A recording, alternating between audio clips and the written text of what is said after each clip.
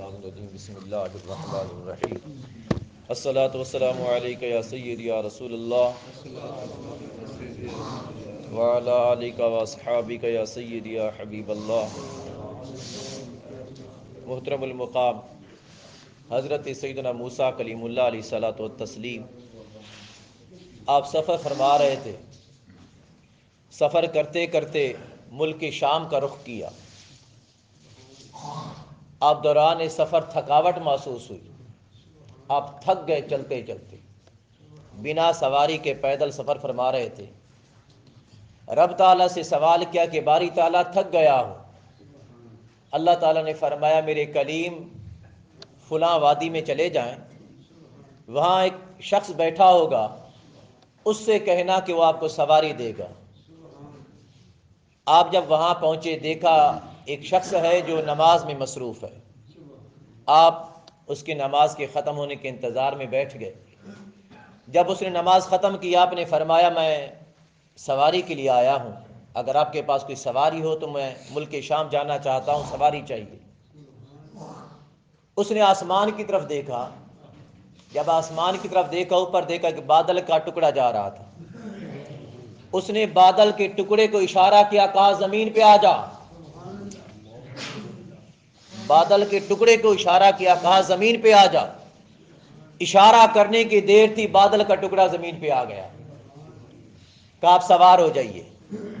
اب اس نے بھی نہیں پوچھا کہ آپ کون ہیں۔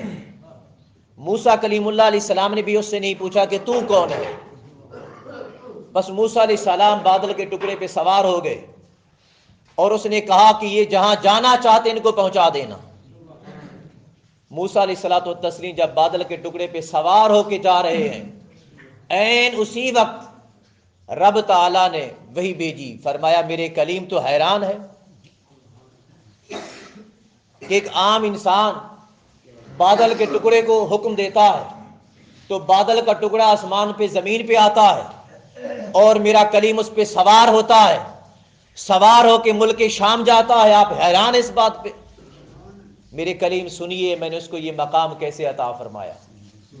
اب ذرا آپ لوگ بھی سنیے، نوجوان اس بات کو پلے باندھنا۔ میرے کلیم یہ شخص اپنے ماں باپ کا بڑا فرما بردار تھا، بڑا فرما بردار تھا۔ ایک اس کی بوڑھی ماں تھی، بوڑھی ماں، اس کا مرنے کا وقت قریب آ گیا۔ اس کی کوئی تمنا تھی، کوئی خواہش تھی، کوئی حاجت تھی۔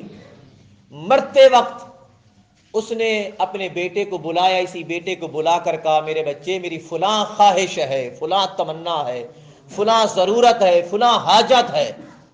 اس نے جب حاجت بتائی اپنے بیٹے کو تو اس نے ہر حال میں اس کی حاجت پوری کر دی۔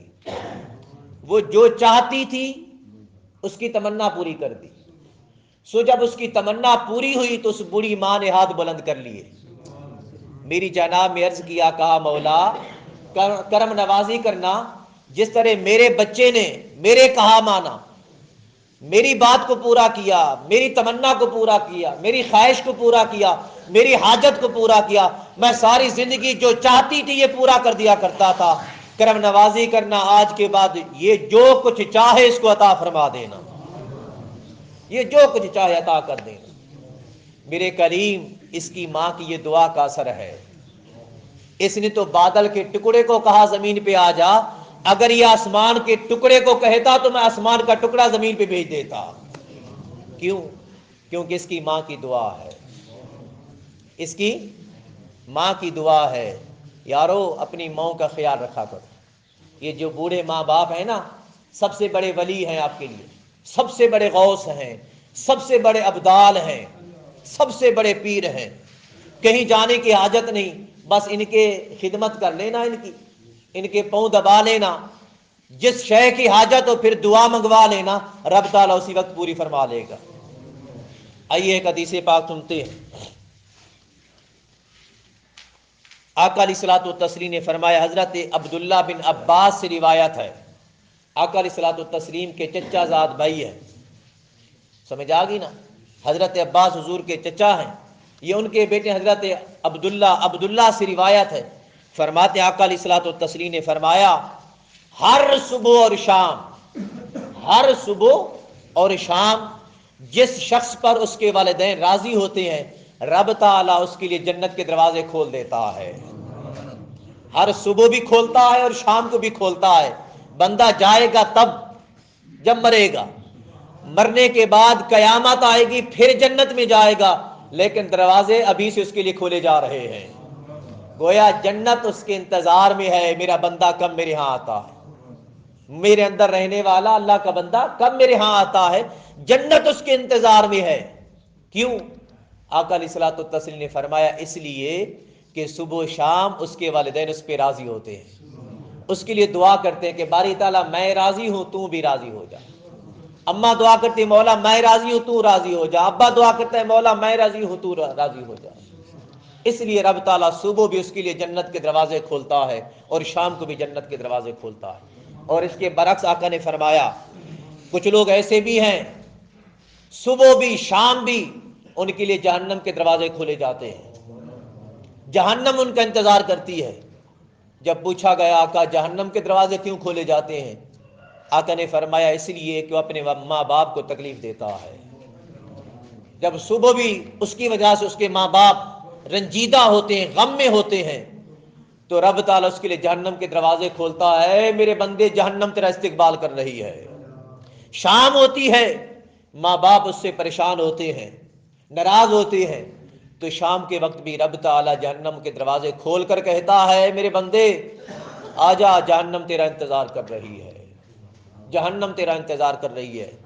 میرے یار، میرے دوست، اب تیری مرضی ہے، چاہے جہنم کا دروازہ کھلوا یا جنت کا۔ آقا نے فرمایا یہ بوڑھے ماں باپ تیرے لیے جنت بھی ہیں جہنم بھی ہیں، چاہے تو ان کی خدمت کر کے جنت میں جا، چاہے تو ان کو ناراض کر کے جہنم میں جا، تیری مرضی ہے۔ یہ دونوں ہما ناروں کا و جنتوں کا، آقا نے فرمایا وہ کما قال النبی، آقا نے فرمایا یہ تو دونوں تیری جنت بھی ہیں جہنم بھی ہیں، اب آگے فیصلہ خود کرنا ہے، چاہے جہنم کو اختیار کر چاہے جنت کو۔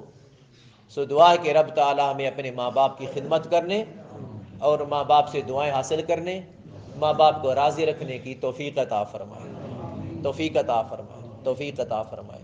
آپ جانتے ہیں رب تعالیٰ نے عرش معلیٰ پر جو سب سے پہلا کلمہ لکھا نا، سب سے پہلی بات جو عرش پر لکھی وہ پہلی بات تھی لا الہ الا اللہ محمد الرسول اللہ۔ اس کے آگے رب تعالیٰ نے لکھا، یہ حدیث پاک کی کتاب میرے سامنے ہے، رب تعالیٰ نے فرمایا اس کلمے کے آگے لکھا اپنے عرش پر، فرمایا جو ماں باپ کو راضی کر کے آئے گا اس پہ خدا بھی راضی ہوگا، یہ عرش پر لکھا ہوا ہے۔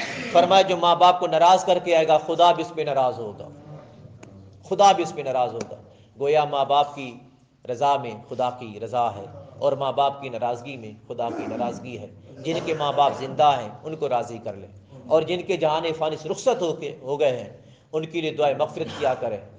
ماں باپ کے دوستوں کے ساتھ، ماں باپ کے رشتہ داروں کے ساتھ اچھا سلوک کریں تاکہ وہ آپ کے حق میں دعا کریں، اور قبر میں سونے والے آپ کے ماں باپ بھی آپ سے راضی ہو جائیں، اور ماں باپ کی وجہ سے پھر آپ کا رب بھی آپ سے راضی ہو جائے۔ وما علیہ الا البلاغ۔